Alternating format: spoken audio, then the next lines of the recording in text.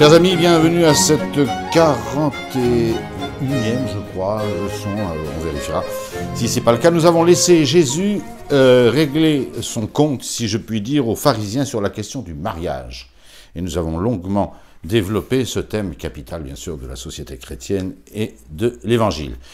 Et je n'y reviens point. Ensuite, Jésus qui redescend lentement et sûrement vers Jérusalem, depuis les confins de la Galilée et de la Samarie, où il a guéri les 10 lépreux, eh bien, c'est dans ces villages, se rapprochant de Jérusalem, qu'arrivent toutes ces anecdotes. Une anecdote, c'est que les foules lui apportent des enfants. Des petits-enfants pour qu'ils les touchent et qu'ils les bénissent et qu'ils prient pour eux. C'est les foules qui font ça. Les foules ont un sens du Christ que n'ont pas toujours les apôtres et les disciples. Il faut en convenir quand on lit l'Évangile attentivement. Saint Luc, alors les 3 synoptiques racontent cette anecdote qui est capitale, vous allez voir, pour le royaume des cieux. Or, on lui amenait même les petits-enfants pour qu'il les touchât, pas seulement les grabataires, les aveugles, les boiteux et tout ça. Non, les petits-enfants en parfait état de santé. Ce que voyant les disciples réprimandaient ceux qui les amenaient. Donc il y a ceux qui les amènent et les disciples qui réprimandent, c'est clair. Et Marc, pareil, on lui amenait des enfants pour qu'il les touchât. Et les disciples réprimandèrent ceux qui les amenaient. Copier-coller. Et Saint Matthieu, alors on lui amena des enfants afin qu'il leur imposât les mains et pria pour eux. Légère nuance de Matthieu qui était là. Imposition des mains et prière. Prière. Voilà. Or, les disciples réprimandèrent ceux qui les amenaient.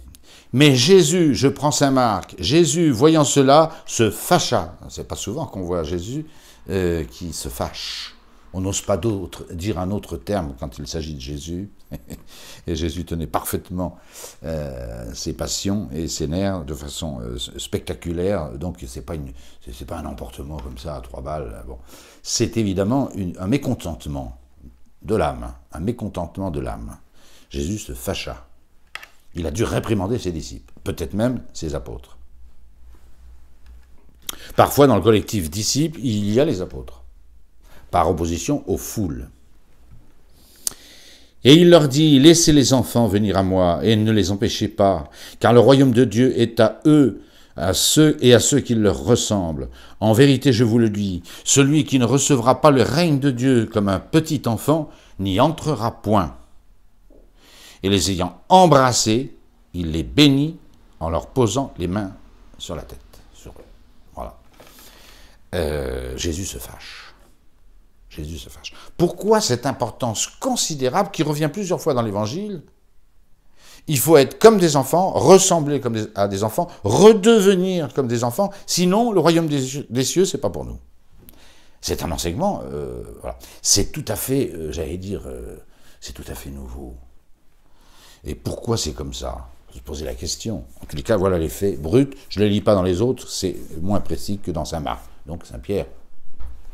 Ah bien, il devait faire partie, Saint Pierre, des gens qui se sont fait rabrouer. Comme écartant les petits-enfants.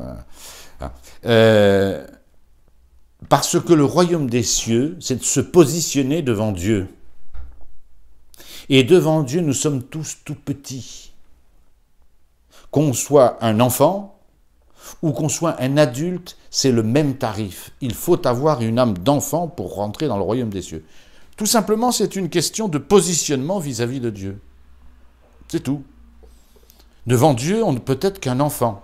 Alors, quelles sont les grandes caractéristiques des enfants ? Mais vous les connaissez tous. Un enfant, c'est confiant. Il a une confiance illimitée dans son père et dans sa mère. Quand ceux-ci sont un peu dignes. Mais Jésus est digne. Et son père est digne. Voilà. Confiance illimitée. Simplicité. Il n'y a pas de tromperie. La vérité sort de la bouche des enfants, dit-on. Et c'est vrai. C'est vrai. Il y a même une espèce d'ingénuité chez les enfants qui, parfois, peut-être pas gênante. Mais gênante pour qui ? Pour des adultes, des gens qui se prennent au sérieux, et des hypocrites. Alors, on n'aime pas toujours la vérité des enfants. Voilà. Confiance, ingénuité, simplicité, humilité, disons le mot. Un enfant est humble. Un enfant est humble. Un enfant qui est orgueilleux, mais c'est une peste. Et puis c'est contre nature. C'est contre nature. Maintenant, l'éducation fait qu'on a des enfants qui sont des poux d'orgueil à 7, 6, 7, 8 ans. Mais un enfant normal, il est humble. Parce qu'il est physiquement moins fort, parce qu'il a beaucoup moins d'expérience, il a beaucoup moins de culture, il a beaucoup moins de savoir-faire, voilà, et tout est à faire. Alors forcément, il a un statut. Alors attention, l'humilité chez les enfants n'est pas une vertu, c'est un donné de la nature. Un enfant bien éduqué est un peu timide vis-à-vis des grandes personnes, mais c'est normal ça. Il a de la pudeur, par exemple. Un enfant a énormément de pudeur. C'est pas de la vertu. C'est pas de la vertu. Hein. La pudeur est au corps ce que la timidité est à l'esprit. Avant qu'on devienne vertueux, il y a des remparts naturels, instinctifs, pour ne pas tomber dans les vices opposés aux vertus qu'on devra acquérir. Alors un enfant est naturellement, et c'est normal, timide et pudique. Il n'a pas encore les vertus correspondantes. L'humilité et la pureté. Enfin, la pureté, la chasteté, il ne l'a pas encore. Mais il a ce rempart pour éviter les saletés. Et vous voyez, quand vous salissez un enfant, mais vous faites un crime abominable. C'est-à-dire qu'il ne peut pas comprendre, il ne peut pas être vertueux, il est trop jeune, et vous lui enlevez les deux barrières que Dieu a mises instinctivement dans les chromosomes d'un enfant, par lesquels il s'abstient instinctivement de tout ce qui est sale vis-à-vis de la pureté, hein, et de tout ce qui est mégalomane vis-à-vis de l'intelligence. Voilà pourquoi, les enfants, le royaume des cieux, c'est pour eux, hein, et pas pour les autres. Et donc, il faudra que chacun d'entre nous redevienne un enfant. Alors sans doute, saint Paul, dans le 13e chapitre de la première aux Corinthiens, dit « Lorsque j'étais enfant, je parlais comme un enfant, je raisonnais comme un enfant, etc. » Et puis après, j'ai abandonné ce qui était de l'enfant. Il ne s'agit pas de rester avec un QI d'enfant. C'est pas ça la question. Ni avec des manières de faire enfantines. Mais dans notre positionnement vis-à-vis de Dieu, nous devons être des enfants. Nous sommes des enfants de Dieu, donc il faut être enfant. Et c'est une révolution. Imaginez-vous que c'est une révolution. Dans toutes les religions, c'est ceux qui savent, c'est les savants. Et alors, relisez, pour vous en convaincre, le premier chapitre de l'Épître aux Corinthiens de saint Paul. Où est le sage, où est le disputeur, où est le conquisitor de ce siècle? Dieu n'a-t-il pas frappé de bêtises la sagesse des hommes, hein, et ce qui est fou, hein, aux yeux des hommes est sagesse pour Dieu, et vice-versa. Voilà, le royaume des cieux, c'est pour les enfants. Et Jésus les aimait parce que, avec eux, on peut parler des vérités du royaume des cieux. La foi d'un enfant baptisé, c'est merveilleux. C'est du béton. C'est du béton. Il a une confiance en Dieu illimitée, hein, qu'on retrouve chez les très grands saints. Sainte Thérèse de l'Enfant Jésus, évidemment. Je n'aime pas l'expression cette voix d'enfant. Elle n'avait pas cessé d'être une enfant. À 24 ans et au sommet de sa sainteté. La confiance. Quand bien même Dieu me tuerait, je ne laisserai pas d'espérer en lui. C'est l'enfant. C'est l'enfant que son père prend et qui jette à 2 mètres en l'air. L'enfant rigole parce qu'il sait qu'il y a son père en dessous. C'est formidable. Hein. Quand bien même j'aurais pu commettre tous les péchés qu'on peut imaginer, je viendrai, le cœur brisé de repentir, me jeter dans les bras de mon Seigneur et Maître, et je sais que tous ces péchés s'évanouiraient comme une goutte d'eau jetée dans un brasier ardent. Voilà. Petite parenthèse, puis qu'on prend l'évangile à bras-le-corps. Le seul livre que sainte Thérèse arrivait encore à lire, le seul livre qui l'intéressait encore sur la fin de sa vie, c'était l'évangile. Elle ne pouvait plus lire autre chose. Et Dieu sait si elle en avait lu des livres de spiritualité, de dogmes, de doctrine catholique. Mais elle ne pouvait plus les supporter. Et moi, je comprends très bien ça. Timeo hominem unius libri, je crains l'homme d'un seul livre. Alors, il y a l'imbécile qui n'a qu'un livre et qu'une idée, bon, d'accord. Mais quand on a fait un peu le tour des philosophes et même des théologiens, il n'y a plus qu'un livre qu'on supporte, c'est l'Évangile. Hein. Ou alors ce qui nous parle directement de l'Évangile. Mais le mieux, c'est le texte. Voilà les enfants, devenons ou redevenons de petits enfants. Et pour le petit qui m'écouterait, ne cessez jamais de l'être. Fin de communication. Alors il y a un jeune homme qui aborde notre Seigneur. Un certain personnage, nous dit Luc. Quelqu'un, nous dit Marc. Et voici que quelqu'un s'étant approché de lui, lui dit. Donc c'est vraiment l'anonyme parfait. Bon, cet anonymat est peut-être volontaire pour nos évangélistes. Certains personnages. Alors vous avez deux petites variantes qui sont assez étonnantes. Luc et Marc lui font tenir un discours et Matthieu un discours un peu différent.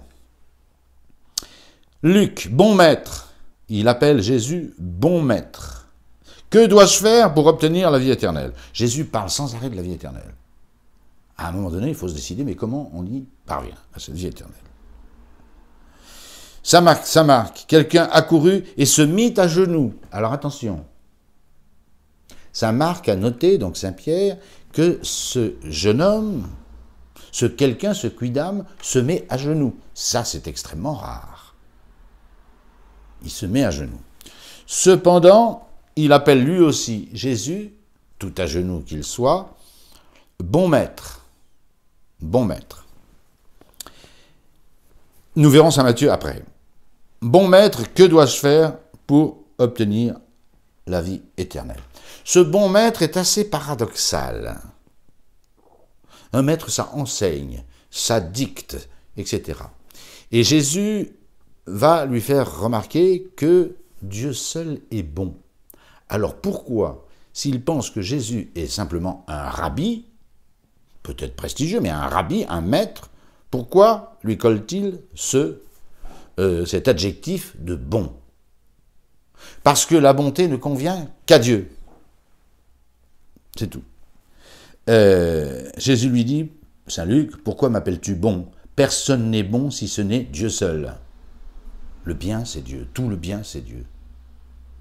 Alors, s'il avait pensé, ce jeune homme, que Jésus-Christ était le Fils de Dieu,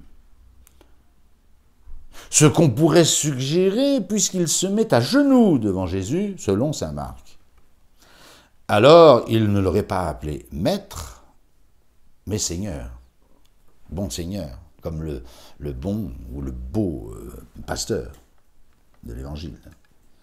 Il y a une petite contradiction. Et on va voir qu'il n'a pas tout à fait les yeux en face des trous. Bon. Alors, petite variante de saint Matthieu, qui est assez étonnante. Quelqu'un s'approcha et lui dit, « Maître, que ferais-je de bon pour avoir la vie éternelle ?» Que ferais-je de bon? Ce qui est bon chez saint Matthieu, hein, c'est pas Jésus, du moins c'est ce que le jeune homme le pense, c'est qu'est-ce qu'il faut faire de bon, de bien, pour entrer dans la vie éternelle. Bon, c'est pas du tout contradictoire, je pense qu'il vaut mieux suivre la version de saint Marc, parce que c'est saint Pierre, un copier-coller, et que quand on a un détail comme ça dans saint Marc, c'est évidemment saint Pierre, c'est signé saint Pierre, et c'est quand même le mieux placé. C'est le mieux placé parce que Marc, vous vous souvenez de notre première leçon, Marc dit les choses, il les livre sans commentaire, sans le moindre artifice, sans exégèse, sans preuve de ce qu'il dit, c'est le décoffrage pur et simple du premier des apôtres, Saint Pierre. Dans les trois synoptiques, Jésus va répondre mais tu connais les commandements, hein? Garde les commandements. Tu connais les commandements.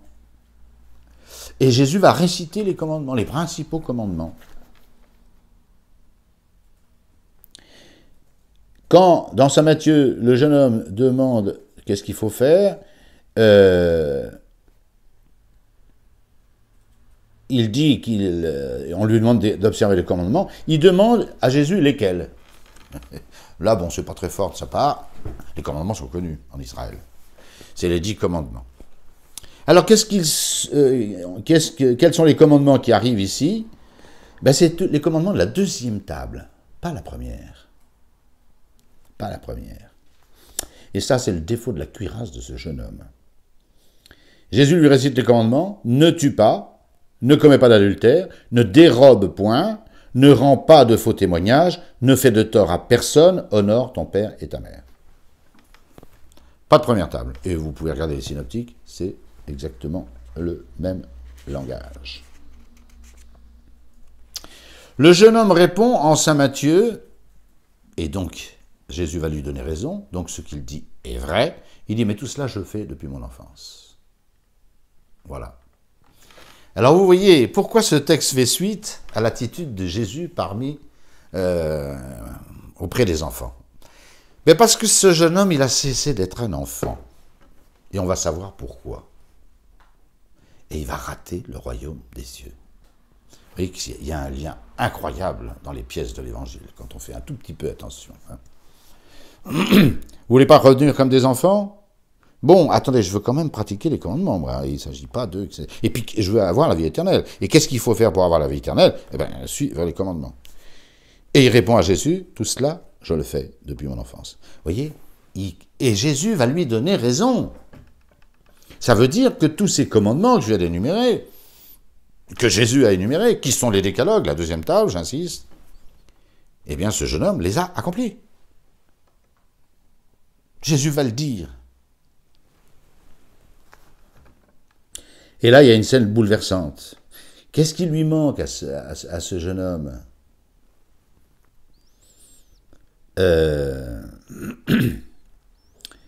Je cite saint Marc, bien sûr, parce que c'est de loin le plus bouleversant, et c'est saint Pierre. Jésus, alors quand il dit tout cela, mais je l'observe depuis mon enfance, et il a raison, puisque Jésus lui dit, c'est bon, il te manque encore quelque chose, mais tout ça c'est bon, il l'a fait, il l'a fait. Vous voyez, il observe les commandements, il veut la vie éternelle, mais il ne veut pas redevenir comme un enfant. Ah!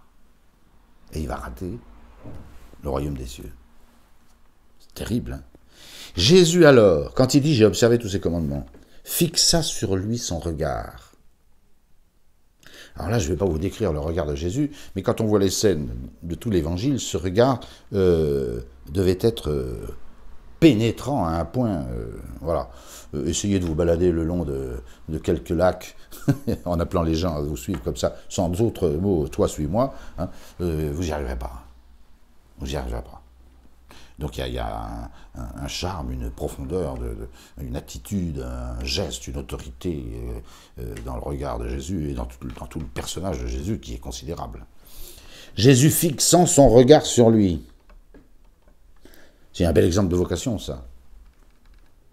Jésus fixant son regard sur lui, l'aima. Non mais c'est tout. Jésus l'aima. C'était donc un regard plein de bienveillance, plein de bonté, plein de miséricorde, plein de dilection profonde, intime, personnelle. C'est exactement la vocation. Et d'ailleurs, Jésus va essayer de l'appeler à lui. Jésus fixant son regard, là je suis Marc bien sûr, hein, parce que les autres ne peuvent pas monter plus haut. Hein. Il fixa son regard sur lui et l'aima. Alors, aimer, enfin, saint Thomas dit que c'est ce qui procède d'un principe intérieur, l'amour. C'est-à-dire qu'on n'en sait rien. Pourquoi on aime, pourquoi on n'aime pas. Grand mystère. Hein.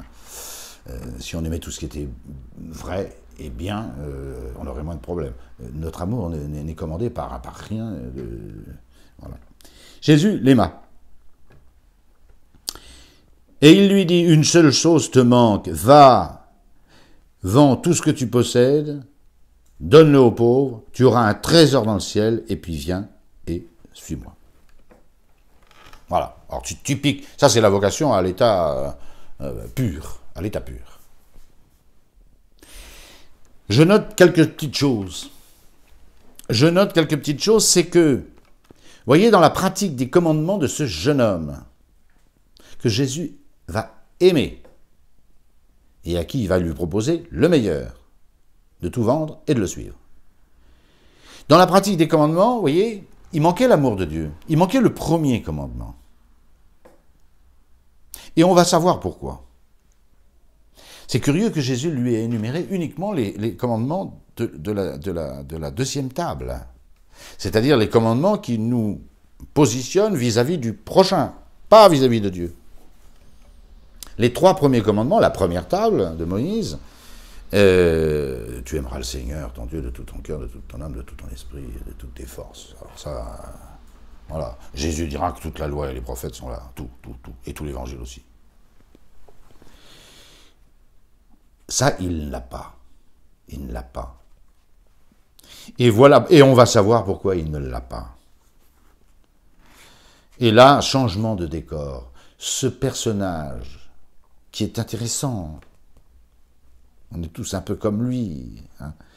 Ce personnage, Luc, mais lui, ayant entendu cela, devint tout triste. Vendre tout ce qu'il possède, le donner aux pauvres, c'est pas possible. Il devint tout triste. Et pourquoi il devient tout triste? Parce qu'il était très riche. Il était très riche. Marc, idem. Mais lui devint sombre à cette parole. Triste, tout triste, sombre. Et il s'en alla tout chagrin. Il s'en va, il fait demi-tour. Chagrin. Peut-être il pleure même. Hein. Triste. Sombre, chagrin. Voilà, et Luc et Saint Matthieu pareil. Le jeune homme ayant entendu cette parole s'en alla tout chagrin, car il possédait de grands biens, car il possédait beaucoup de biens, Saint Marc. Ce jeune homme était un gosse de riche. C'est tout. C'était un gosse de riche. Je ne sais pas quel âge il a. Il semble qu'il soit assez jeune. Assez jeune. De toute manière, où il avait des grands biens à lui personnels, quand on est jeune, c'est pas évident, mais en tous les cas, au moins ses parents l'avaient, si c'est pas lui qui avait gagné tout ça, voilà. Quand il parle qu'il suit tous les commandements depuis son enfance, il a un côté juif aussi. Suivre les commandements, est-ce que c'est pas simplement la pratique de la loi? Il n'y avait aucune intimité avec Dieu chez ce jeune homme. Mais il était pur, mais il ne mentait pas, mais il ne commettait pas de vol ou de faux témoignages. Et peut-être, fils à papa très riche, il honorait convenablement son père et sa mère. Eh bien, ça ne suffit pas. Le royaume des cieux, c'est de se situer par rapport à Dieu. C'était pas un enfant de Dieu. C'était pas un enfant de Dieu. Si vous ne redevenez pas comme des enfants, vous n'entrerez pas dans le royaume des cieux. Et les enfants se fichent complètement des richesses. Vrai ou faux? Ils s'en fichent complètement. Autre raison pour laquelle il faut redevenir des enfants pour entrer dans le royaume des cieux. L'attitude harpagone, là, de gens qui cherchent l'argent par tous les moyens, c'est un truc d'adulte, pas un truc d'enfant. Et donc, vous voyez, hein, cet amour des richesses sur lequel va rebondir Jésus, parce que c'est un des thèmes majeurs de l'Évangile, hein, eh bien, c'est ce qui a perverti le cœur de ce jeune homme. Et Jésus l'aima, posa son regard sur lui, un regard sans doute merveilleusement touchant. Et quand il entend qu'il faut abandonner ses biens, très riche qu'il était, il se met à pleurer, il part tout triste, sombre, chagrin et tout ça. Terminé. Et c'est là-dessus que Jésus va rebondir, en parlant du danger des richesses. Vous voyez, ces 3 textes s'emboîtent à merveille. À merveille. Vous redevenez comme des enfants, sinon pas le royaume des cieux. Que ferais-je pour avoir la vie éternelle? Garde les commandements. Oui, mais attention. Attention. Hein? J'ai fait tout ça. Oui, il te manque quelque chose. Donne tout ce que tu as, comme un enfant. Un enfant, ça donne tout. Ça donne tout. Si vous demandez gentiment à un enfant de vous donner son petit lapin là, en chocolat, il va vous le donner. En tous les cas, il n'est pas attaché à l'argent. Lui, voilà. Et absence du premier commandement. Et Jésus lui proposait le premier commandement. Tu aimeras le Seigneur ton Dieu de tout ton cœur, de toute ton âme, de tout ton esprit, je passe. D'où le danger des richesses. Et Saint Luc met très bien la conséquence qu'il y a entre ce jeune homme, qui part tout triste parce qu'il était riche, et la suite. L'ayant vu dans cette tristesse, Jésus dit, donc c'est clair, le lien est fait par saint Luc. Combien malaisément, c'est Jésus qui parle, ceux qui ont des richesses entrent-ils dans le royaume des cieux. C'est mieux dit encore chez saint Marc. Et regardant autour de lui, mais saint Luc dit que c'est à cause du jeune homme, précédemment cité. Jésus dit à ses disciples, combien malaisément ceux qui ont des richesses entreront-ils dans le royaume de Dieu. Que c'est dur pour un riche d'entrer dans le royaume des cieux. Il faut méditer ces phrases. Hein. On est tous à chercher le confort et l'argent. Ah si, j'avais de l'argent. On peut n'avoir pas d'argent et être très attaché à l'argent. Comme on peut avoir pas mal d'argent et être détaché de l'argent. Mais attention, ceux qui ont de l'argent et qui disent qu'ils sont détachés, j'y crois pas s'ils ne donnent pas. Hein. Ah ça non. Ça non. Ah mais moi je suis très très riche, hein, j'ai 2 ou 3 millions sur mon compte, mais je ne suis pas attaché à l'argent, pensez donc. Non. C'est faux ça. Ça c'est faux. Si tu as 3 millions sur ton compte qui ne servent à rien, il faut les utiliser à aider les pauvres, les œuvres et tout ça. Il faut pas garder ça. Pas garder ça. Saint Marc, je suis Saint Marc, c'est le plus... Combien il est malaisé hein, pour ceux qui ont des richesses d'entrer dans le royaume de Dieu. Les disciples étaient stupéfaits. Toujours ce vieil adage. Je suis riche, donc je suis béni de Dieu. Parce que si je fais la volonté de Dieu, bah Dieu me récompense sous la forme de richesse. Non, fini ça. C'est fini. Les disciples étaient stupéfaits de ces paroles. Mais Jésus qui ne recule jamais, ça c'est une constante de l'évangile. Quand on objecte quelque chose à Jésus, il va encore plus loin. Coup classique.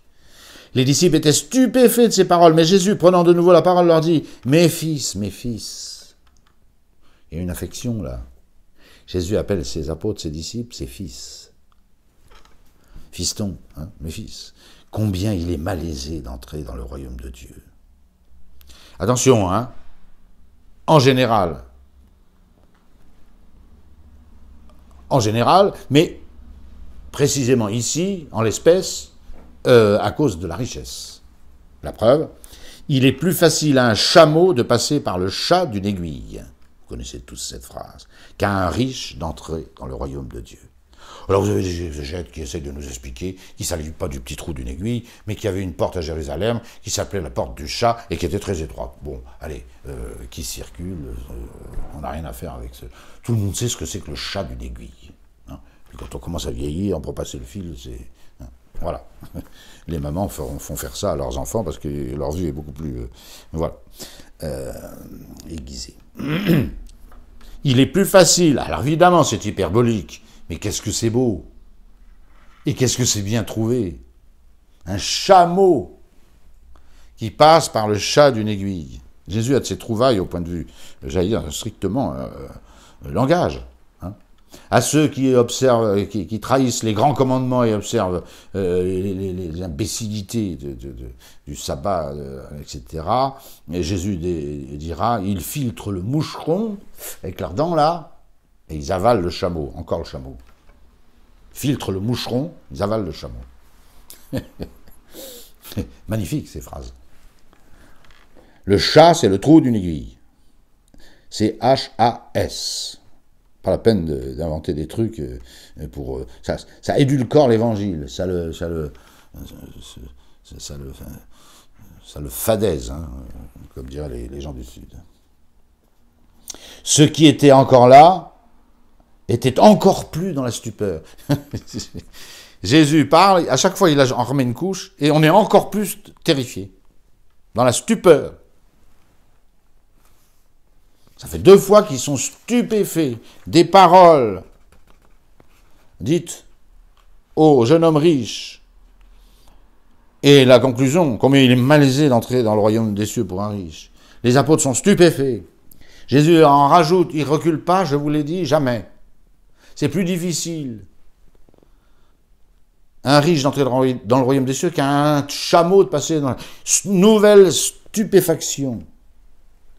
Et ils se dirent les uns aux autres, ça chuchote autour de notre Seigneur, hein, Mais alors, qui peut être sauvé alors, dans ces conditions?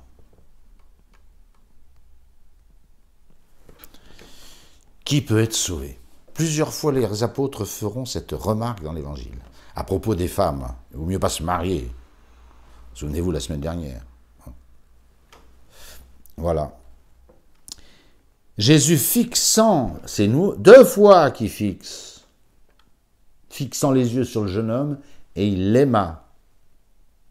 Jésus, fixant sur eux, sur ses disciples, stupéfait, son regard. Aux hommes, il répond, c'est impossible. Entrer dans le royaume des cieux pour un homme, c'est impossible. Voilà. Mais à Dieu, non. En effet, tout est possible à Dieu. Tout est possible à Dieu. Tout. Voilà. Luc, pareil, ce qui est impossible aux hommes est possible à Dieu. Matthieu, qui donc pourra être sauvé, disent les disciples, Jésus fixant sur eux son regard.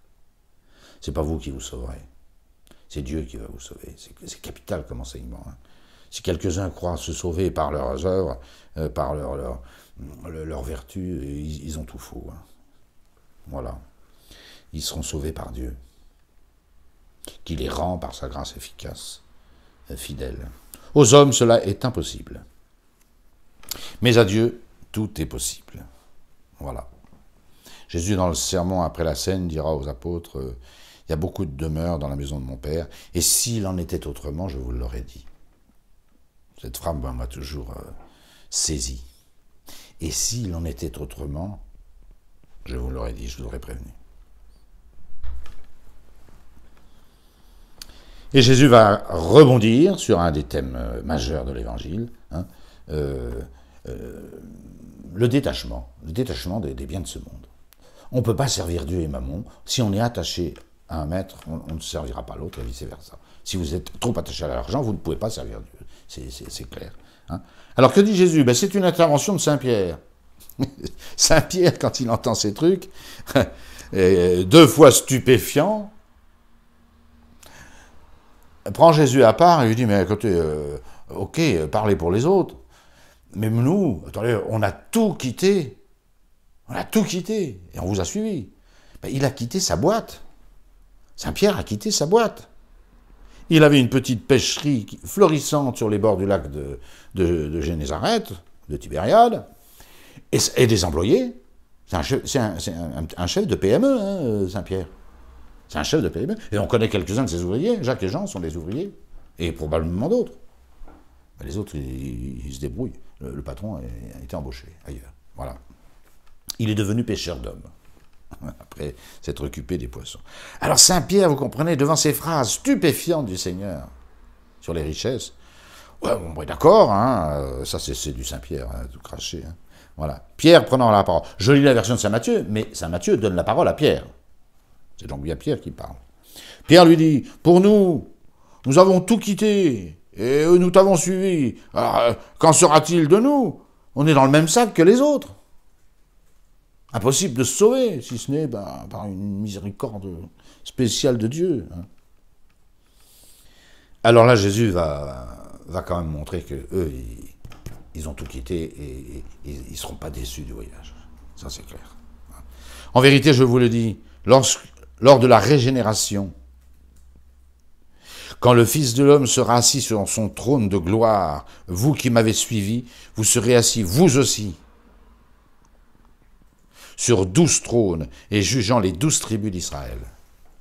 Les apôtres seront assis sur 12 trônes et jugeront les 12 tribus d'Israël.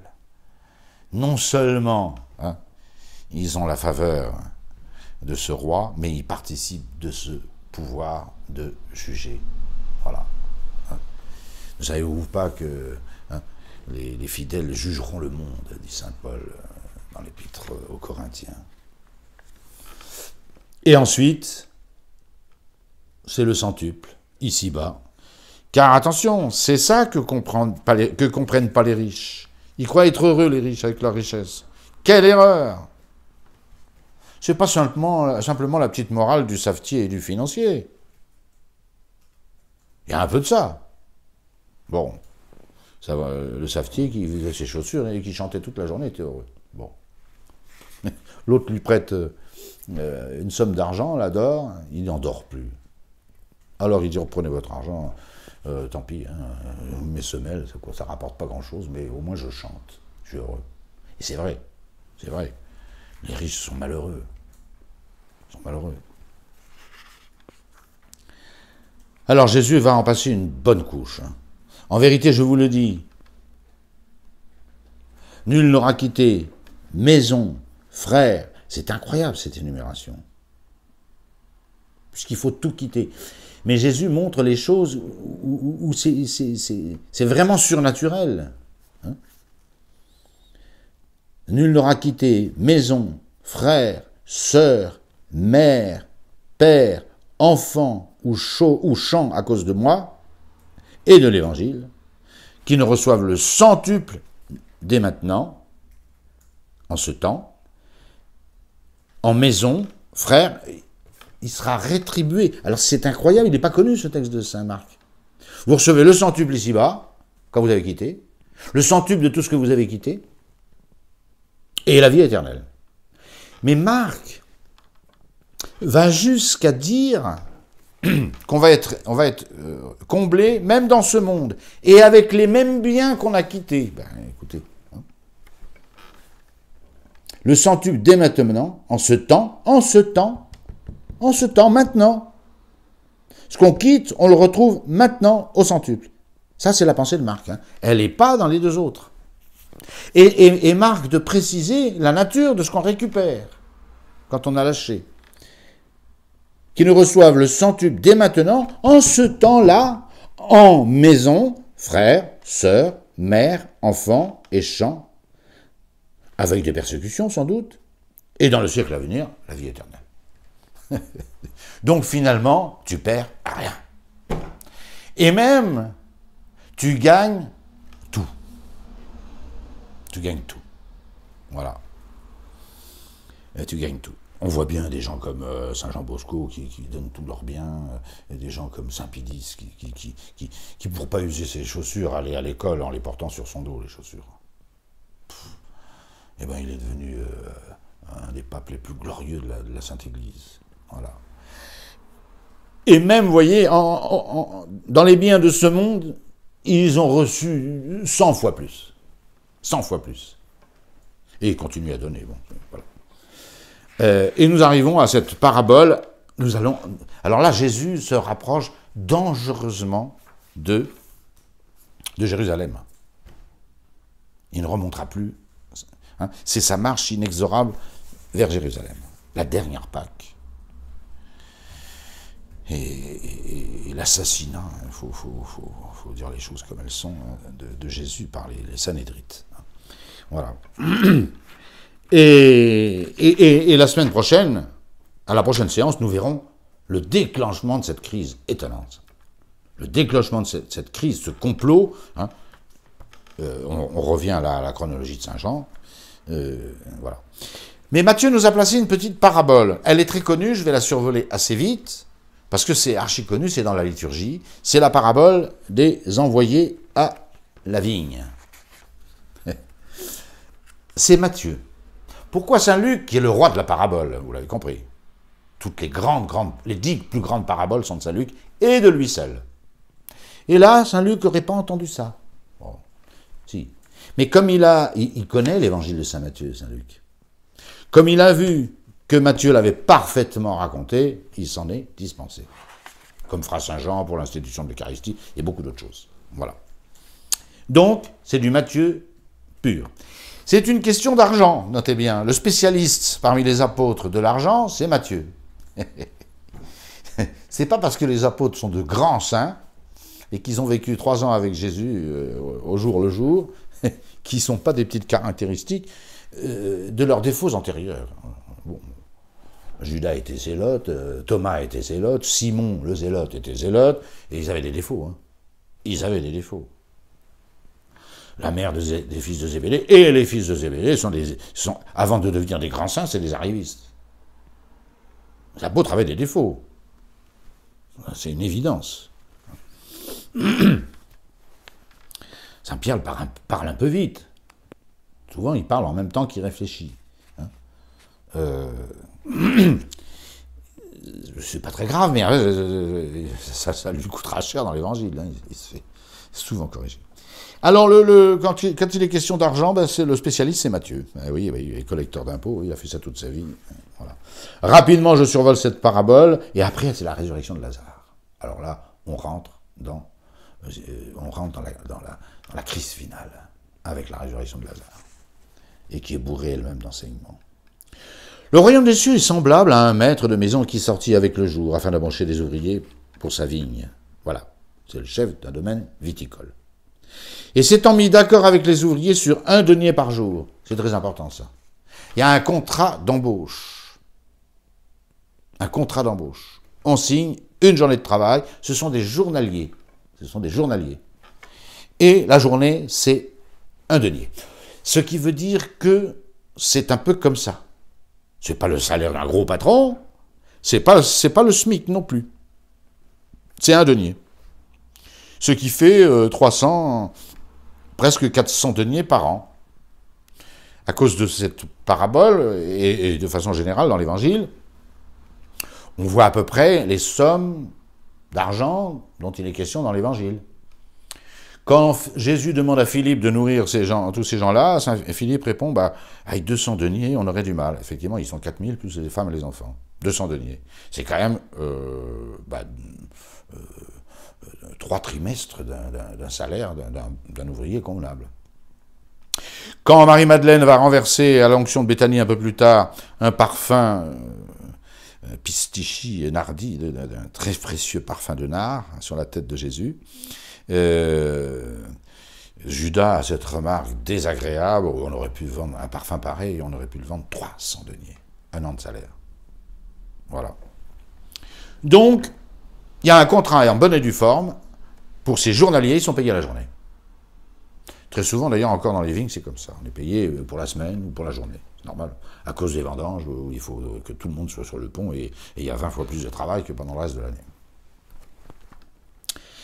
Et il sort à la première heure. Alors là, la première heure, c'est 6 heures du matin, hein, parce que c'est la première heure du jour. Nous, on compte les heures, enfin les chiffres commencent à minuit. Mais il fait nuit à minuit. Bon. Alors, notre calendrier des heures, enfin notre timing des heures, est décalé de 6 heures par rapport aux Romains. La première heure, c'est 6 heures. Donc il sort à 6 heures. Il embauche pour 1 denier. 1 denier jusqu'à la fermeture, c'est environ 18 heures. Ça fait 8 heures de travail, petite pause de midi si vous voulez, mais 1 denier pour ça. Et puis, à 6 heures, il n'a pas trouvé beaucoup de monde. Voilà. Et donc, il ressort vers 9 heures. C'est-à-dire la 3e heure pour les Romains. Il sort à la 3e heure. Il en voit qu'ils font rien, là. Ils ont la vachie, sur la place publique. Il ne fait pas encore très chaud, voilà. Des feignants. Bon, allez-vous aussi à ma vigne. Pourquoi restez-vous à rien faire? Allez-vous aussi à ma vigne. C'est 9 heures du matin. Ils y allèrent. De nouveau, vers la 6e heure, midi, vers la 9e heure, 3 heures de l'après-midi, il sort. C'est encore un peu rentable. Les embauchés de midi, ils auront fait une demi-journée. Les embauchés de 3 heures de l'après-midi, il leur reste 2h30, 3 heures de boulot. C'est plus une journée, ça. Hein. Mais, plutôt que de ne rien faire, allez travailler à ma vigne. Et je vous donnerai ce qui sera juste, leur dit-il. Finalement, il sort vers 11 heures. Alors là, c'est à peine croyable. Hein. Et il en trouve encore qui font rien. Alors ils bullent depuis qu'ils sont levés, c'est-à-dire probablement vers midi. Hein. C'est des feignants complets. Néanmoins, ce maître est très sympathique. Il dit, écoutez, plutôt que l'oisiveté étant la mère de tous les vices, allez bosser un peu, quoi. Ça fera qu'1 heure. Ça fera 1 heure. On débauche à la 12e heure. On travaillait de la 1er à la 12e heure, avec une pause casse-croûte à midi, parce que sinon, en plein cagnard, on est dans la vigne, il n'y a pas de parasol. Voilà. Je vous donnerai... Et ils y allèrent. Il est très convaincant, ce maître du domaine. Le soir venu, c'est 18h, 19h. Voilà. Le maître de la vigne dit à son intendant, appelle les ouvriers, distribue-leur le salaire, en commençant par les derniers, et en finissant par les premiers. Ça, c'est habile. Ça, c'est habile. Il aurait pu s'éviter des ennuis en commençant par les premiers. Pourquoi ? Les premiers, ils auraient pu penser que, étant convenus avec le patron d'un denier, ils recevaient un denier, voilà, en disant les autres, ils auront beaucoup moins, on divise, hein, un quart d'as, 3 as, etc., la petite menu monnaie, ce qui aurait été juste. Non. Le maître de la maison dit à son intendant, commence à payer les derniers. Alors évidemment, le texte le dit, il s'attendait à recevoir des broquignoles, hein. Quelques centimes, quelques poignées de centimes. Un denier. Oh, ils sont contents là. Ah, là, ils sont contents, hein. Un denier. Le type, il a travaillé 1 heure, il reçoit un denier. C'est le jackpot. Le lendemain, il va se repointer vers la 11e heure, hein, s'il fait comme ça tous les jours. Bon, c'est une parabole. Voilà. Et évidemment, ils disent rien, eux. Ils filent à l'anglaise et on les entend plus. On les voit plus, disparus. Ensuite, on imagine que c'est ceux de la 9e heure qui arrivent, puis ceux de la 6e heure. Il dit, tiens, je pensais que j'allais recevoir plus. Et puis finalement arrivent les ouvriers de la 1re heure. Alors là, furibard. Furibard. Ils ont regardé la paye d'un chacun. Tout le monde a reçu un denier. Pour des feignants de toute la journée qui n'ont travaillé qu'1 heure, de 17h à 18h, c'est quand même un peu odieux. C'est un peu odieux. Et là, j'aimerais que vous appreniez par cœur cette réponse du maître. C'est capital, c'est la doctrine de la grâce qui est là en quelques lignes. Alors, les premières heures, les gens de la première heure, ils murmuraient. D'abord, ils murmurent. Alors, il doit y avoir 2-3 syndicalistes véreux là-dedans. Hein. Ils murmurent contre le maître. Égalité, égalité. Non, non, non, non. L'égalité, c'est de rendre à chacun ce qu'il lui faut. La justice, de rendre à chacun ce qu'on lui doit. Hein. Voilà. Mais, comme il va lui dire, on est convenu d'un denier. Qu'est-ce que tu la ramènes, là? On est convenu d'un denier par jour. Il murmurait contre le maître de maison en disant « Ces derniers n'ont travaillé qu'1 heure ». Toujours se comparer aux autres. Ça, c'est catastrophique. Hein. On est dans le royaume des cieux, là. On n'est pas... Ces derniers n'ont travaillé qu'1 heure. Eh oui, le bon larron, il a volé toute sa vie, et puis il a volé le paradis pour finir. Il a travaillé 1 heure, à peu près, 1 heure ou 2. Enfin, il est resté crucifié pendant 2 heures encore. Pour faire pénitence, c'est très efficace. Hein. Mais enfin, comme dit Saint-Augustin, il a volé toute sa vie, et il a fini par voler le paradis. Eh bien, tant mieux pour lui. Réjouissons-nous de ce bon larron. Hein. Et tu les as mis sur le même pied que nous, qui avons porté tout le poids du jour et de la chaleur. Ça, c'est vrai. Travailler à midi, en plein cagnard, c'est dur. À la 1re heure du matin, il y a encore de la fraîche, hein, comme on dit. Hein. Et puis le soir, pareil. Ça commence à tiédir, hein, à se refroidir. Voilà. Mais nous, on a de 9h du mat à 3h de l'après-midi, on est là en plein cagnard. Un denier. Alors, écoutez le maître.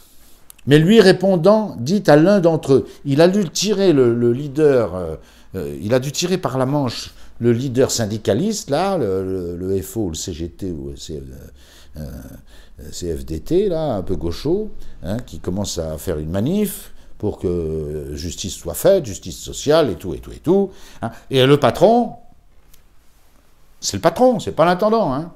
Alors le patron.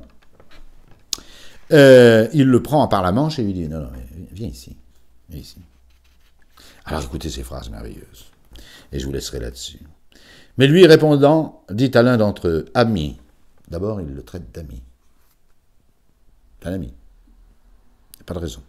« Mon ami, je ne te fais pas d'injustice. » Premièrement, il n'y a pas d'injustice. Il n'y a pas d'injustice parce que nous sommes convenus d'un denier par jour. Tu as fait ta journée de travail, je t'ai donné un denier, il n'y a pas d'injustice. Il n'y a pas d'injustice. La charité commence après la justice. Ça, c'est ce que nos contemporains ont oublié. Là où il n'y a pas de justice, il n'y a pas de charité.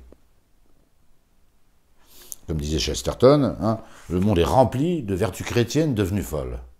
Folles. La charité sans justice, c'est monstrueux. On commence par rendre à quelqu'un ce qu'on lui doit. Après, si vous voulez en faire plus, d'accord. Mais commencez par lui donner ce que vous lui devez. Or là, premièrement, Dieu est juste. Hein? Dieu est juste. N'as-tu pas été d'accord avec moi sur un denier? On a signé un contrat. Tu peux le ressortir, là, du tiroir. Regarde. Prends ce qui te revient et va-t'en. Il n'y aura pas de manif dans mon domaine. Hein. Il n'y a pas de manif. Voilà pour la justice. La justice a été parfaitement... voilà. Maintenant, ce maître est excellent. Il est excellent. Il ne faut jamais murmurer avec ce maître. Un, il est juste. Et deux, il est excellent. Je veux donner à ce dernier autant qu'à toi. Je veux. Je veux donner à ce dernier autant qu'à toi. C'est tout. Ça, c'est la bonté du maître. Écoutez ça. Ne m'est-il pas permis de faire de mon bien ce que je veux? Mais de quoi tu te mêles? De quoi tu te mêles? Si Dieu est bon, réjouis-toi. S'il veut donner aux misérables pécheurs qui se convertit in extremis la vie éternelle, eh ben laisse-le faire, c'est bien, c'est bien. C'est bien. Hein. Évidemment, c'est destiné aux Juifs, les frères aînés, nos frères aînés dans la foi, nos frères aînés, d'accord, mais ils ont loupé le Christ, les frères aînés. Vous comprenez? Ils ont loupé l'aîné de toute la famille, le Fils de Dieu. Alors, frères aînés, ils sont venus avant. Bah oui, ils sont venus avant, oui. Ils auraient mieux fait de venir après. C'est mieux, hein. C'est mieux. Ne m'est-il pas permis de faire de mon bien ce que je veux? Ou bien ton œil est-il mauvais? Parce que je suis bon. Gravez ces deux petites phrases dans votre mémoire. Et vous vous plaindrez plus jamais. Ne regardez pas dans l'assiette du voisin, ou dans le pré du voisin, où l'herbe est toujours plus verte. J'ai connu des gens au restaurant, hein, ils commandaient n'importe quoi, et après, ils regrettaient toujours de ne pas avoir commandé comme l'autre. J'ai connu une personne un jour qui a divorcé, il ose venir me présenter son autre femme, on aurait dit que c'était des jumelles. Je n'ai jamais compris pourquoi. Je dis, c'était pas la peine d'abandonner celle-là, c'est le clone. Voilà. Il était constant dans ses goûts. Voilà. Non, revenons aux choses plus sérieuses. Hein. Mon ami, je ne te fais pas de tort. Pas d'injustice. N'es-tu pas convenu avec moi d'un denier? C'est honnête. Parfaitement juste. Prends ce qui t'appartient et tire-toi. Tire-toi. On va pas te plaindre, murmurer, maugréer contre le maître du domaine. Hein. Alors tire-toi. Je veux. Bon, il n'y a pas d'autre explication que ma volonté. Je veux donner à ce dernier autant qu'à toi. Pourquoi? Parce que je suis bon. Voilà. Parce que le maître de la vigne est bon. Et ne met-il pas... Et puis alors, attention, hein, quand l'autre veut lui dire « Mais t'as pas le droit, etc. » C'est le bien du peuple, c'est le bien du syndicat, c'est le bien de... etc. Hein, c'est les caisses de l'État, patin couffin. Tout ça, ça n'existe pas dans l'Évangile. Hein. L'Évangile est anti-égalitariste du début à la fin. C'est clair. Hein. On rend à chacun ce qu'on lui doit, donc c'est pas la même chose. Les gens à qui on doit beaucoup, des gens à qui on doit moins. Voilà. Donc on rend chacun. Et puis après, il y a la liberté de faire je fais de mon bien ce que je veux. Voilà. Prends ton bien et va-t'en. Je veux donner à ce dernier autant qu'à toi. Donc tu n'as pas à discuter de ça. Ça, c'est ma bonté, c'est etc. Tant pis, il a travaillé qu'une heure. Il aura la vie éternelle. Le denier, c'est la vie éternelle, bien sûr. Voilà. Ne m'est-il pas permis, enfin, Dieu est Dieu quand même, ne m'est-il pas permis de faire de mon bien ce que je veux? La gestion de la grâce, c'est Dieu, c'est ça. De quoi je me mêle? Mais de quoi je me mêle? Syndicaliste, là, du royaume des cieux. Ou bien ton œil est-il mauvais parce que je suis bon? Finalement, hein, c'est que t'es un mauvais. T'es un mauvais. et un très mauvais, parce que on doit se réjouir du bien en toutes circonstances, et s'attrister du mal en toutes circonstances. Or là, c'est que du bien, donc on doit se réjouir. C'est le défaut capital, je finirai par là, le vice capital de la jalousie, ou de l'envie plus exactement, de l'envie. Ce vice dont on ne parle pas, on parle de l'orgueil, de la luxure, de la gourmandise et quelques autres. Bon, on ne parle jamais de l'envie. L'envie est le cancer de l'âme. Le cancer de l'âme. Hein, ça consiste à s'attrister du bien et à se réjouir du mal. Mais c'est d'une perversité sans nom. Prenez la résolution, chers amis. Chaque fois que vous voyez du bien, réjouissez-vous. Et chaque fois que vous voyez du mal, attristez-vous. Et non pas l'inverse. Celui-ci est meilleur que moi. Ah, ça me plaît pas. Non. Celui-ci, ah ben il tombe. Hein, et regardez toutes les bêtises qu'il fait. Ah, ça me réjouit. Mais c'est pervers, ça. C'est exactement l'inverse. L'envieux est quelqu'un qui s'attriste du bien et se réjouit du mal. Comme ce syndicaliste-là. C'est exactement ce qu'il fait, ce zozo-là. Ou bien ton œil est-il mauvais parce que moi, je suis bon. Si je suis bon, réjouis-toi. Réjouis-toi. Hein, voilà. Et évidemment, il y a un sens historique, hein, c'est que les premiers du royaume des cieux, qui sont les Juifs, ben, ils vont être les derniers. Ils vont être les derniers. Et même pour un grand nombre, ils n'y rentreront pas. Saint Jérôme compare les Juifs du temps de notre Seigneur, qui rentrent dans le royaume des cieux, il les compare aux olives qui sont restées sur les oliviers qu'on a oubliés après la cueillette. Donc vous voyez qu'il n'est pas très optimiste. Hein. Ben, ces gens-là vont crucifier le Seigneur dans quelques semaines maintenant. Vous comprenez que le royaume des cieux va leur passer à côté. Et par jalousie, car on verra, ce vice capital dont je viens de vous parler, c'est lui qui va livrer Jésus. Je vous promets, et je vous le démontrerai, non pas clé en main, mais texte en main. Je vous remercie. À bientôt.